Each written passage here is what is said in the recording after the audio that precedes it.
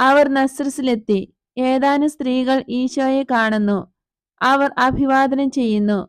അതുപോലെ തന്നെ കുറച്ച് പുരുഷന്മാരും കുട്ടികളും. എന്നാൽ മറ്റു സ്ഥലങ്ങളിലെ പോലെ മിശിഹായെക്കുറിച്ച് ഒരാവേശം ഇവിടെ കാണുന്നില്ല. കുറെ ദിവസങ്ങൾ സ്ഥലത്തില്ലാതിരുന്ന ശേഷം തിരിച്ചു വരുന്ന ഒരു സ്നേഹിതനെ അഭിവാദനം ചെയ്യുന്നത് പോലെയുള്ള ഒരു പ്രതികരണമേ ഇവിടെയുള്ളൂ. എന്നാലും അഭിവാദനങ്ങൾ ധാരാളം. പലരിലും അനുഭാവരഹിതമായ ജിജ്ഞാസയാണ് ഞാൻ കാണുന്നത്.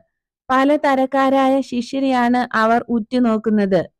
രാജകീയ മഹത്വമോ പുരോഹിതന്മാരുടെ അന്തസ്സോ ഒന്നുമില്ലാത്ത ആളുകൾ.